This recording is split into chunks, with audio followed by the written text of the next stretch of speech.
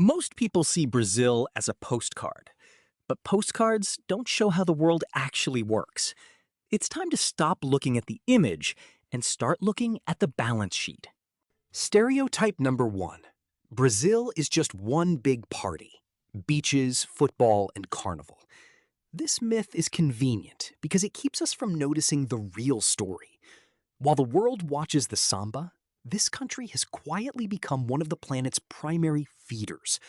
What is this giant that controls the breakfast of half the human race? It's a nation that decided to sell resources on an industrial scale rather than culture. But can you build a modern empire when your main asset is a forest the rest of the world is demanding you leave alone? What is Brazil really? A global leader of the future? Or just a raw material warehouse with a pretty wrapper? Look at the port maps.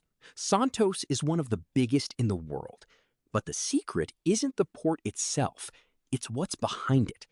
Brazil has created a unique agro-logistics system. If Dubai is a hub for goods, Brazil is a hub for calories. Soy, corn, beef, iron ore.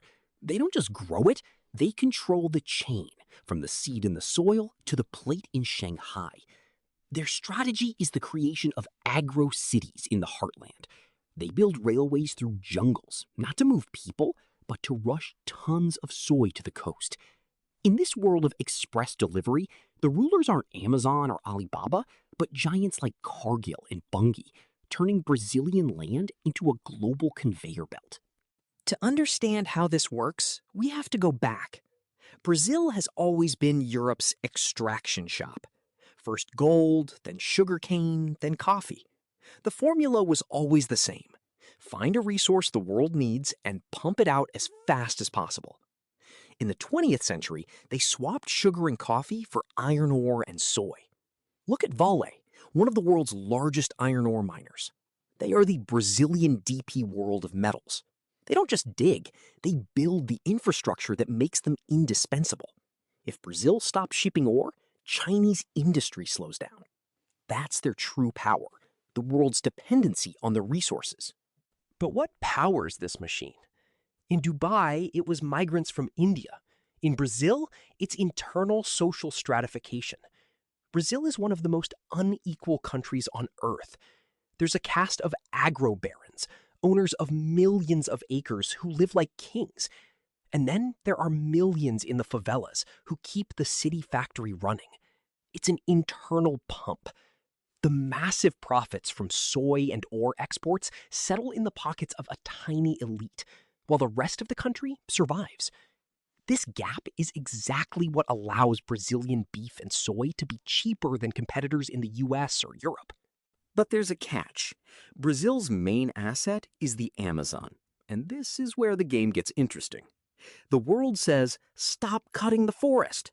Brazil responds, "You want us to save the forest? Then pay us for it." This is a new kind of green visa. Brazil is turning ecology into a commodity. They're creating a system of green credits and certificates.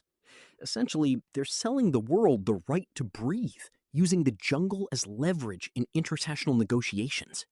It's a business built on the guilt of developed nations.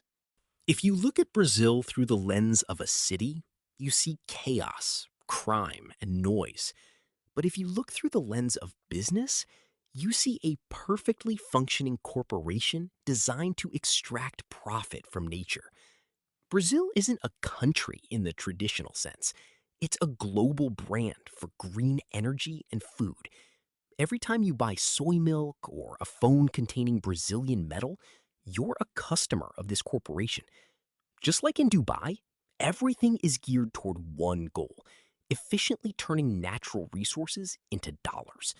And as long as the world needs food and metal, this green machine will keep running, regardless of what's happening in the favelas of Rio.